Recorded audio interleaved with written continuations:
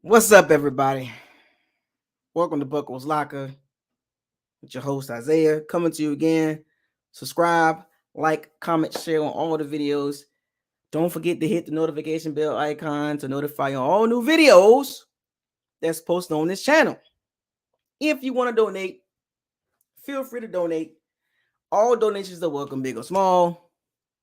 Shouts out to all the Pirates and Sea Bandits. Thank you for joining Buckles Locker. You've been with me since day one. Jason Garrett clap. Let me give me some shout outs real quick as we get live. It's time to get it live. It's time to represent 504. What time is it? Yeah.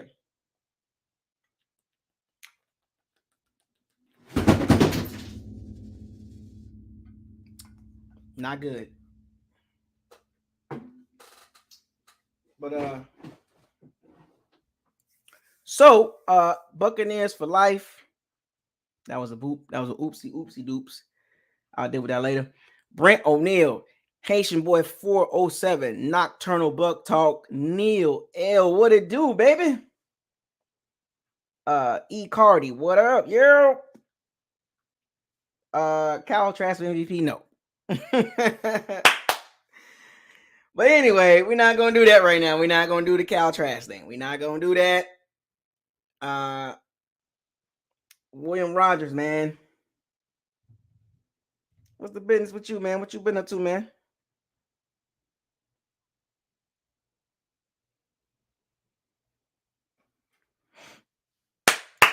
So let's talk about. Remember now, I told you every day I'm putting out a video. This video is going to be about two prospects. Yesterday I did one that was Jordan Davis. I broke him down, did some film study. And today I got a chance to take a look at two prospects. And we already know what the Bucs needs are. And I'm going by priority.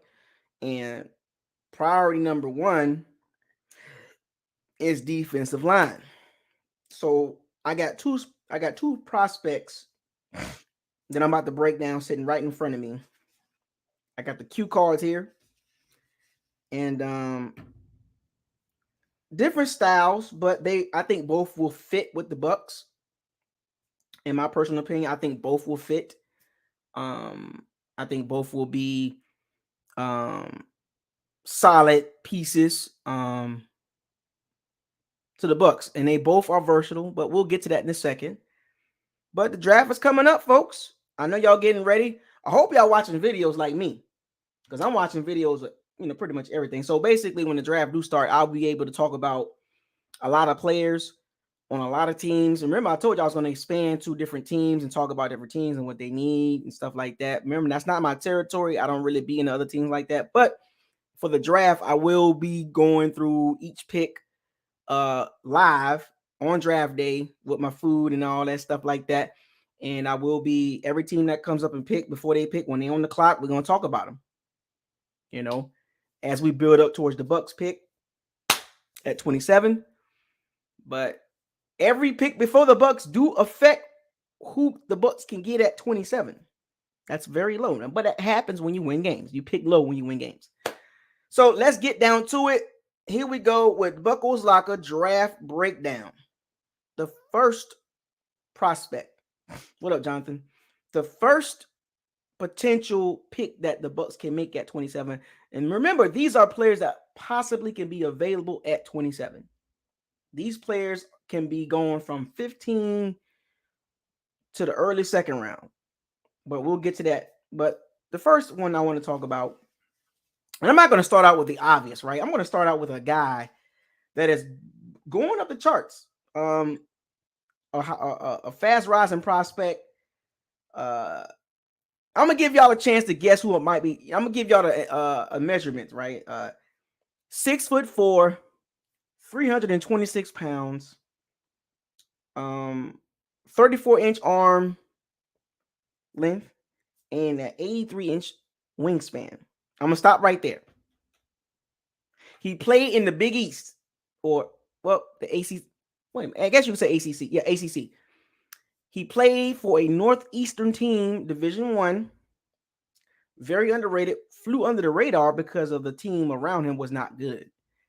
And I'm gonna give y'all a chance to take a wild guess. ACC guy, was it Big Ten? I mean, Big East or ACC, I think.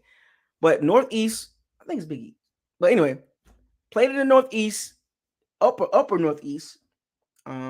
His team wasn't good. Northeast, not West, not the West. We're talking about Northeast. 6'4", 326 pounds. We're gonna play a little bit. I'm gonna give y'all an opportunity to guess. He's long. He's strong and underrated prospect. And I watched tape with him. Shouts out to the YouTubers out there dropping out good draft breakdown of these guys. I appreciate the films that they chopping up and they've edited. That's some good film, and it really gives you an idea of how they can fit with the Bucs front seven. So I see nobody has made a guess yet, so I'll go ahead and give y'all the answer. No. Haitian boy. Yeah, we got one guy. Shouts out to Haitian boy 407. First down. Jason Garrett clap. He goes by the name of Travis Jones. 6'4", 326 pounds, 34-inch arm, 83-inch wingspan. That is good, especially for those of you that don't understand fronts. 3-4 is what the Bucs run, a 3-4 hybrid. They don't run, the Bucs don't, to me, they don't run a pure 3-4, but they run a 3-4 hybrid, if that makes sense. Interchangeable, they can kind of go, 4 down linemen, they can go 5, they can kind of mix some things up, but they run a 3-4 hybrid because of Todd Bowles' blitz package. But so I did some film study on Travis Jones, and I looked at him, and remember, I'm looking at him playing next to Vita Vea, and I got your name too.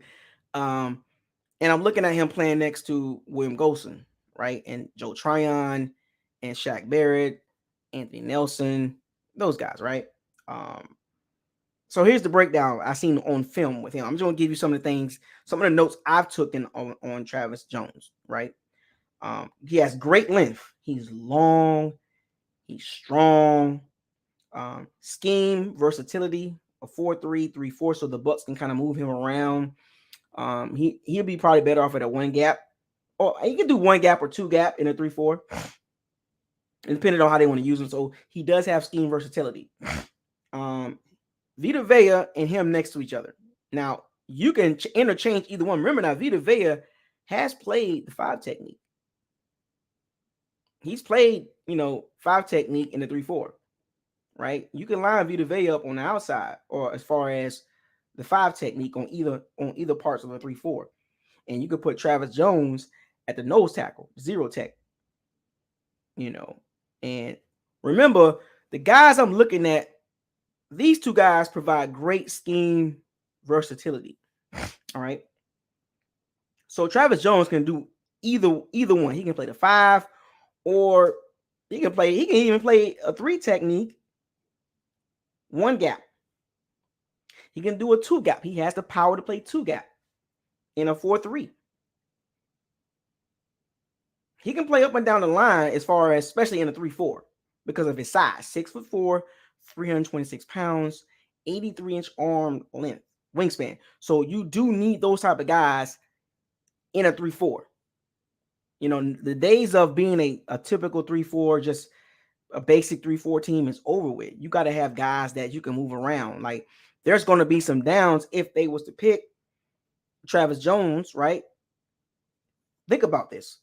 You can have Travis Jones, a Vita Vea, you can have a William Golson, or you can bump Joe Tryon down there. Whatever you wish.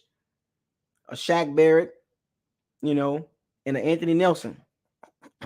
Because, they like to rush Joe Tryon from the inside. You can put Travis Jones at the 5 technique on the outside, right in front of the tackle. Or you can put him right in front of the center. Or if the Bucs want to go 4 down linemen, they can put Travis Jones next to Vita Vea, nose tackle, D tackle type setup. So scheme versatility. He's very powerful at the attack. And if you don't know, if you haven't watched any video of Travis Jones, just go look at the Senior Bowl. Go look at the Senior Bowl tape. That he made them interior O linemen look like rag dolls. And if you go to the season, you can kind of see what I'm talking about. Clemson game. There's multiple games that Travis Jones literally showed you exactly what he's going to bring. He's an immediate, you draft him, you play him. There is no, we're going to have baby Travis Jones. You don't have the baby Travis Jones. You can throw Travis Jones right in there and he'll be immediate impact, right? Very powerful at the attack. He has a strong anchor. His lower half is very strong. He's very stout at the point of attack. It's hard to move him. Now, sometimes he can play a little too high and get moved off by double teams. But he is very, very strong. Very hard to move. Violent hands. Go watch the Senior Bowl. This is why his stock went up. The Senior Bowl. And I had to go back and look at it. Like looking at the Senior Bowl, and I had to go back to the regular season tape on him. I'm like, this dude is underrated because he played at UConn. UConn is a bad. They're bad. They're horrible. The coach was Randy Edsel. Remember him back in the day? UConn, that program is not good. They haven't produced a lot of guys in the NFL in a long time. They had some guys come out here and there, but they're just not a good program. And for him to stand out at a program like that and be talked about as a potential first round, late first round, early second round, or second round pick means a lot. He controls linemen with his length. Remember, 83-inch wingspan. In a 3-4, you need length up and down the front. Now, see how I'm describing this guy. Now, watch when I talk about the second guy, the difference in between Travis Jones and the other guy I'm about to talk about after Travis Jones. Only issue I see there's a couple issues with Travis Jones. Now, he's a big guy. Can he be, is his playing weight at 326? Or can he get down to like 315? And be a little bit more explosive? Because not quick. He's not a quick, twitchy guy. He has some moves, but I would say, and I'm going to say this on low key, based on what I've seen, he got more moves than Jordan Davis. Now, Jordan Davis is 6'6", 340, so he's bigger than Travis Jones. But I'm just saying, Travis Jones got a little bit more as far as, like, I know Jordan Davis ran the 40 faster. His 10-yard split is faster, but Travis Jones seemed like he just got a little bit more effort into him. Like, now, between the two, I don't think Jordan Davis will be a good fit for the Bucs.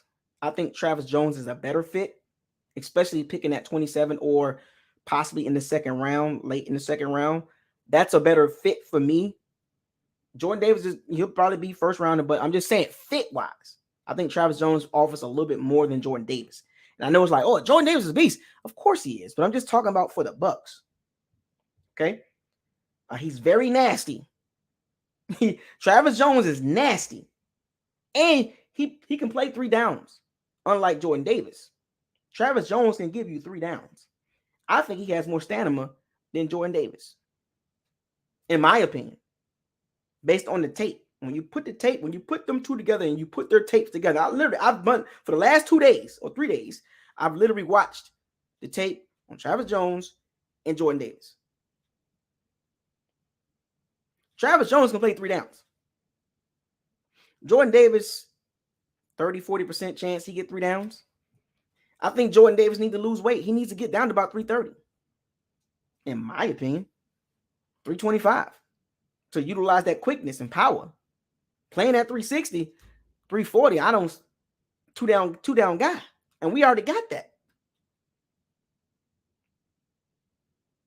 I think Travis Jones can play three downs more than Vita. Travis Jones can play 3 downs more than Vita Vea. Because we know Vita Vea is a 2-down guy. For most part, right? Now he can play 3 downs, but I'm just saying consistently. Travis Jones can offer that. Him next to Vita, it will cause major problems. It will be hard to move the Bucs. Now, I think Travis Jones can do a little bit more better in the pass rush. His floor, and I did some player comparisons, right? As far as his ceiling, where he can actually, yes, Vita can play 3 technique. Remember, the 3-4, you got 2-5 techniques and a 3 technique. Or no, a 0 technique. I'm sorry, 0. Now, 4-3, it's a 3 technique. 1 gap. Like Vita Vea, he has the quickness to do it. Remember, Travis Jones is lighter than Vita Vea. So that's why I say Travis Jones will be a better, he can end up being a better pass rusher than Vita Vea based on tape. Now, Vita Vea is just a powerful guy. He has violent hands too. But I think Travis Jones' ceiling can be a little higher. But remember, the Bucs play a 3-4 hybrid. They can go 4-3 if they want to. But you get what I'm saying? You can move Vita Vea and Travis Jones up and down the line. You can switch to a 4-3 and put them two at the nose tackle, D tackle, and put, Shaq Barrett. See, Shaq Barrett, he's just small. He's 6'2". And Joe Tryon is 6'5". So there'd be an awkward 4-3 alignment. So you really can't do a 4-3 with Shaq Barrett because he's 6'2", 250. So the Bucs got to run more 3-4 than 4-3. But Vita can play 3 technique if this opportunity was there. But I did a player ceiling for Travis Jones. The body type, the style he plays, the violentness, So I'm gonna give y'all a couple of players that can kind of if Travis Jones turns out to be like this. Chris Jones, Stephon Tuitt, and Jeffrey Simmons. That's Travis Jones' ceiling. Now his floor, average, a slightly above average, which means a solid rotational guy. He can do some damage, but not consistently. That's his floor, which is good, especially where the Bucs is picking. That's why he could possibly go in the second round, because of his floor is basically average. He doesn't have a high floor, right? He has an average floor, but he has a high ceiling if he reaches his potential based on the player type that I look at him as. Strong, sturdy guy. He can, maybe that Cameron Hayward, Stephon Tuitt, Chris Jones, Jeffrey Simmons. He even got a little Fletcher Cox in him. Just look at the size of those guys and look at Travis Jones. They're about the same. 6'4", 6'5", 300-something pounds. Can move. Short area quickness. That's his ceiling, which is really, if he reaches that ceiling with Vita Vea, oh my gosh, Travis Jones, Vita Vea, bro, that's gonna be a problem. 2 Willie Mammoths in the middle just causing havoc. I think Vita Vea will get better in pass rushing, but I think Travis Jones can already get there. He'll get there a lot quicker because he's lighter. I to be honest with you, when I watched the tape coming out of college, Travis Jones is more violent, more nasty than Vita Vea. Just go watch the tape. Go look at the tape. But I got him going, and he has 13% body fat. 6'4", 326, 13% body fat. So that should tell you the dude is lean, strong, long, powerful, and can rush the quarterback if he gets in the right situation. And I think the Bucs can put him in that situation. But I got him going late first, second round pick, right where the Bucs can get him, late first or possibly second round. So he can go from that 23 all the way to, 50. But he's a top 50, top 60 player. I don't think he's not getting to the third round. So if the Bucs don't get him in the first round, the Bucs darn sure can get him in the second, late second, in that range. So late first, late second range. Maybe the Bucs can trade up in the second round. I don't know. The possibility of the Bucs getting him if he's there, right? Remember, possibility over probability for these situations. But that's Travis Jones. The second guy is where a lot of people was like, yo, yeah, this guy right here. I'm going to give y'all the opportunity to take a wild guess. He's 6'3", 315 pounds, different body type. 10-yard split, 1.66, 40-yard dash, 4.77. He is a bowling ball. Cause havoc. Who am I talking about? Can y'all take a guess? He played in the SEC. I'll give y'all a hint. He played in the SEC. Take a wild guess. I'll give y'all a second.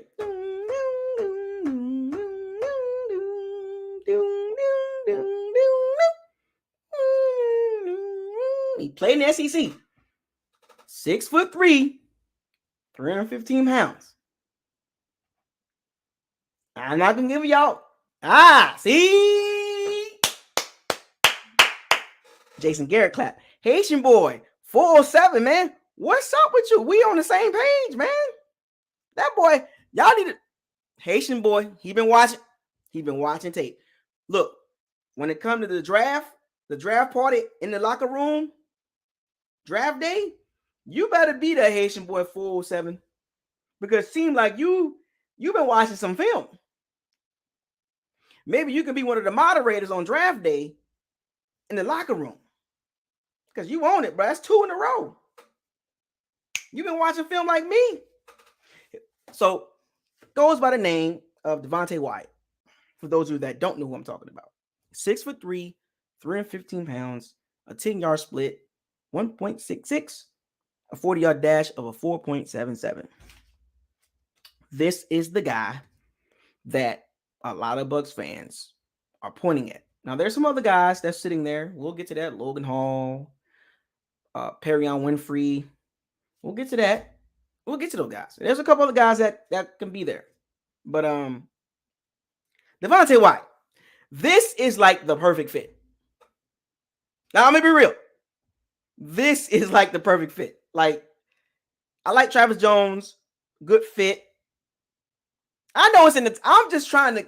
Folks ain't looking at the title, man. Like, you play with it, Desiree. Come on, fam. Like, you gotta work with me, man. Like, some people ain't looking at the title. They're just clicking on the video and watching the video. You follow me. Come on, Desiree. What you doing? First down. What? Play with the game, man. Don't be one of those guys, man. Don't do that. Don't let me send you home. But Devonte Wyatt, tighten up. You gotta do better. Do better. Play the game correctly, man. Don't do that. Don't be one of those guys. But Devonte Wyatt, now he offers the best scheme versatility. Now, here's the thing about Devonte Wyatt. Now, people might not follow me on this, but some people that actually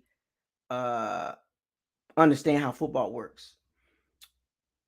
Now, remember when I told y'all we run a 4-3. Not a 4. I mean, we run a 3-4, but not a 4-3. Devontae's ceiling is much higher in a 4-3 versus a 3-4. Let me make that clear. Devonte Wyatt, to reach his ceiling, his high ceiling, he needs to be in a 4-3. But he can still play a 3-4, but 4-3, one gap penetrator, because he's disruptive. And I'm gonna give y'all some things. Because putting him at 5 technique, because he don't offer the length as a 5 technique. Because if you look around the league with 5 techniques, they're tall, 6'5", 6'6", 6'4", and long wingspan, long length, arm length. He's 6'3", but his length is 32. His arm is 32 and 5'8". That's not, can't engage with his arm. He got to beat you with quickness. But can he play a 5 technique in a 3-4? Sometimes you just got to put a player in there. And I'll get to the player comparison as far as his style of play. Disruptive, right? But the ideal size for a 3-4 front at the 5 technique 6'4", 6'6", 6'7" maybe. He's very explosive, very, very, very, very, very, very quick lateral movement. As you can see in the 10-yard split, 1.66. So he moves very fast. He has a explosive. He has a burst. He has the best burst out of all the interior D linemen. I know Winfrey is explosive too, but Devonte Wyatt is on a whole other level with his explosiveness. Go look at the tape. And what did I tell you about Bucs pass rush? The Bucs need to get explosive. Now, Travis Jones is fine, but Devonte Wyatt isn't on another level. Another level. Another level. Explosiveness, burst, lateral movement, quick feet. He reminds me of Warren Sapp. 6'2", 305 pounds. The Wyatt is 1 inch taller and 10 pounds heavier, but you get where I'm going with this. And I'm not saying he Warren Sapp, but go look at Warren Sapp and go look at Devonte Wyatt. Don't worry, I'll wait. Stop me if I'm lying. Go look at Warren Sapp measurables. 6'2", Devonte Wyatt 6'3". Warren Sapp about 303, 305 pounds. I think he played at 330 at one point, but Devonte Wyatt 315. And I believe he can play a lot lighter than that if you want to. I think you could put Devonte Wyatt at 300 pounds. He'll be ridiculous. Because you got your playing weight and then you got your ideal weight. See, Devonte Wyatt, if he's in a 4'3", 300 pounds. 290, 300 pounds, one technique. I mean, 3 technique and a 3'4". I'm sorry, in the 4'3". A 300-pound defensive tackle in a 4'3". One gap. Not a 2 gap. Not a 2 gap. In a 4'3", he is perfect for that system. Pick a gap and go. Because he's so fast. What up, Raymond? John? Will? You late? Hashira? He's better in a 4'3", but he can still be good at a 3'4". But sometimes with a player like that, you just got to figure it out. And if he's there at 27, figure it out. He might not be the ideal 3'4" guy, but he too good of a player. He's not a 5 technique guy. He's not even a 0 technique guy. 0 technique, nose tackle. He doesn't have a true spot in a 3'4", but you can plug him in there. He gonna make something happen though. You see the difference? Sometimes when you got players that don't fit a scheme, but they're just good, put them in there. They'll figure it out. That's what Devonte Wyatt is in the 3'4". Think about this race car package. Remember I told you about that race car package? Think about this. Joe Tryon, Shaq Barrett, Devonte Wyatt, Devin White, Levante David. All 5 of them rushing the quarterback. Let me repeat. Joe Tryon, Shaq Barrett, Devonte Wyatt, Devin White, and Levante David. All 5 of them rushing the quarterback. Sack. You ain't got no time. Who blocking Wyatt? Guards and centers can't handle him. The Bucs don't have that right now in the interior. They got William Golston and Vita Vea. They don't have that quick, twitchy guy in the interior. He's disruptive. What the Bucs don't have on that 5 technique in that 0 tech or 1 tech.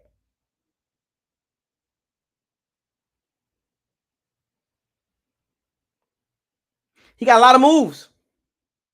He's slippery. Guards and centers have no shot. Go watch the tape. High motor. He will chase plays down. A very good fit Might not be the ideal fit, but based on what the Bucs need, a disruptive, high motor, explosive guy, perfect. Next to Vita Vea. Because you got the power guy with William Golson at the other 5 technique. 5 technique. The 0-1 tech. Or you can say 3 tech. And then you got another 5 tech. William Golson, you got that. His job is to hold his side up and let Wyatt on the other side, the other 5 technique, eat. Because with the 5 technique, he's lined up basically right over the tackle. Now, if you look at a 4-3, you can put him right at the D tackle, lined up right outside the guard. But with a 5 technique, you're lined up right where the tackle at. And you can slide. Now you can move Wyatt a little bit inside the tackle in between the guard in a 3-4.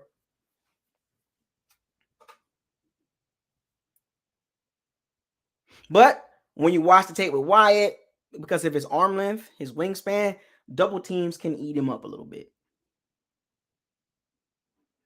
Double teams can give Wyatt problems because of his length, his strength. You know, he's not super duper strong like, you know, like a Travis Jones. He's not violent like that. He's not like a Jordan Davis type violent, you know, power dude. But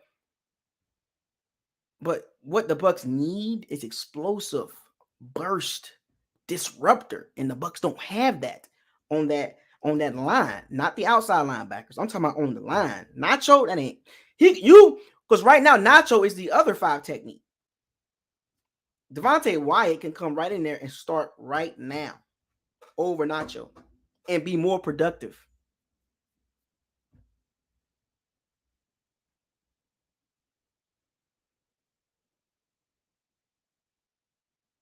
Think about that, folks. Devonte, I think most people agree with me when I can say this. You could put Devonte Wyatt in the Bucs defense right now, and he will be more productive than Nacho and William Golson. Getting to the quarterback. Not just stopping the run, but getting to the quarterback. William Golson and Nacho, that ain't working. Nacho ain't working at getting to the quarterback, and that's what the Bucs struggled at. Now, I know the numbers say the Bucs was top 10 in sacks. Folks, sometimes you got to go a little bit deeper than just the numbers. Don't let the numbers like deter you from actually what's happening.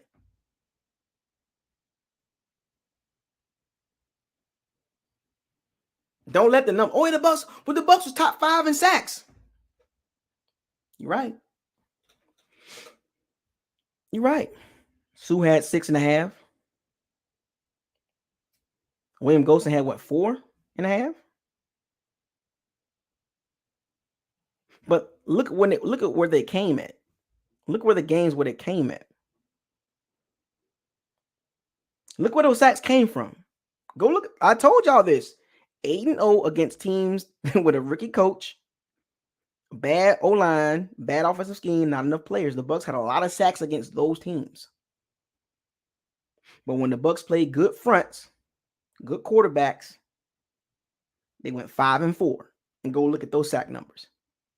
Go look at the games where the Bucs were 8-0 sack numbers. But when they play teams that can match them up with good O-lines, those sack numbers ain't there. Go look at the sack numbers without the blitz. And I'm not trying to knock the Bucs defense in the front 7, but you got to look at a comparison and contrast. You got to break it down. You just can't say, well, the Bucs can get to the quarterback. Go break it down with the blitz, without the blitz. Look at the sack numbers. Are they even? You tell me.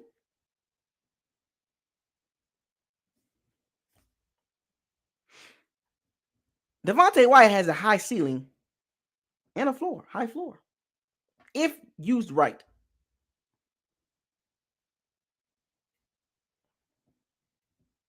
That's right, Jason. If used right, Devonte Wyatt can be a huge problem. Here's a player comp. Geno Atkins, Aaron Donald. I know some of you are like, And Geno Atkins, Aaron Donald. I don't see it. Warren Sapp. Look at the body frame. Look at the body type. Aaron Donald, what, 6 foot, 6'1", 290 or 280, 285, 290? Violent hands, quick feet. Go look at Devonte Wyatt. Devonte Wyatt is 3 inches taller and 15 pounds heavier. 20 pounds heavier. Yes, Aaron Donald is faster, but you get my point. Look at the body type. Look at Geno Atkins. Look at Ed Oliver from Buffalo.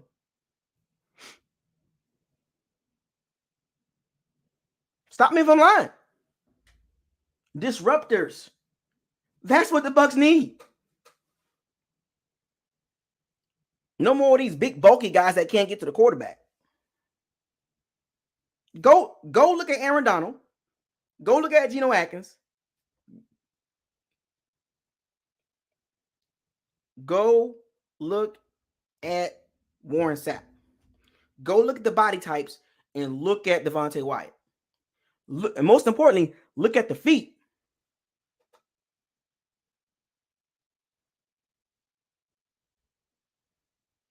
Look at the feet of Devonte Wyatt.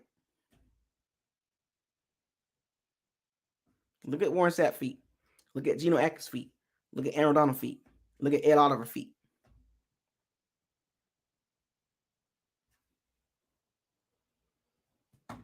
I mean, not too many players can be comp with those guys, but just the body type. Major disruptor. Aaron Donald is disruptive as hell. Geno Atkins, disruptive as hell. Javon Hargraves. That's another guy. They're not super big at the D tackle. Because, you know, the Rams run pretty much a 3-4. Aaron Donald's not a 3-4 guy. But guess what? He's there. Geno Atkins ran a 4-3 with Cincinnati. Ed Oliver. Buffalo runs like a 4-3, basically, hybrid. 4-3-3-4 hybrid. Ed Oliver's on the field. Warren Sapp, 4-3. 3 tech, 1 gap, penetrate. Now, he can put it in a 5 technique, 1 gap, penetrate, and a 3-4, but the Bucs got to use him, right? But figure it out. If he's available, figure it out. Draft him. I give that 2 thumbs up. I got him in as a mid-first round to late first round pick. Now, when I say mid-first round, that's from 15, and the late first round is 32. So if the Bucs want him, they might have to go up to 15. If he's worth it. If that's what if they really like, if they really know what time it is. You might have to go to 15 to get him, or you might have to go to 20.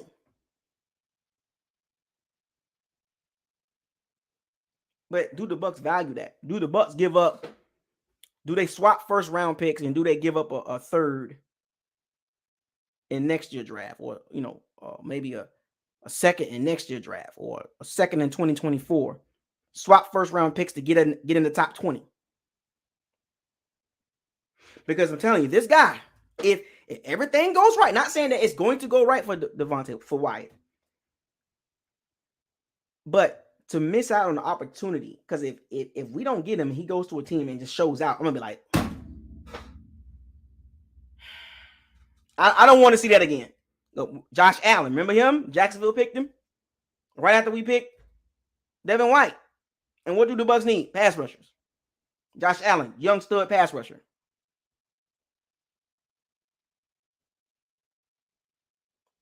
So I'm just saying, folks, as I wrap this video up, Travis Jones, Devonte Wyatt, 2 players in the Bucs, if they there. Now, if both there at 27, you take Wyatt. Now, if Wyatt gone, now there's a couple other guys with Logan Hall and Pierre Winfrey and a couple other guys after him. We'll get to that. But these 2 guys, if they are there at 27 or they're in the reach of the Bucs, whether that's pick 20, because right after the Chargers, you got the Saints. They might look at a D tackle. Right between 20 and 32. if they sitting there, or 20 and 27, the Bucs better cross their fingers if they both sitting there. Tomorrow, folks, we're going to do this again. I'm going to have 2 more guys. Hall and Winfrey. I know y'all like them too. But thank you for joining Buckles Locker draft breakdown of Travis Jones and Devonte Wyatt. Y'all see the hashtag? Build the trenches. It ain't hard, folks. With that being said, shouts out to all the Pirates and Sea Bandits. Thank you for joining Buckles Locker Live once again. Keep supporting the channel. With that being said, I gotta go. I want y'all to fire those cannons. Seize the day. Raise the flag. I'm gonna give you one hashtag today. Hashtag build the trenches.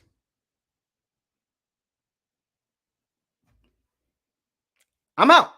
That's it.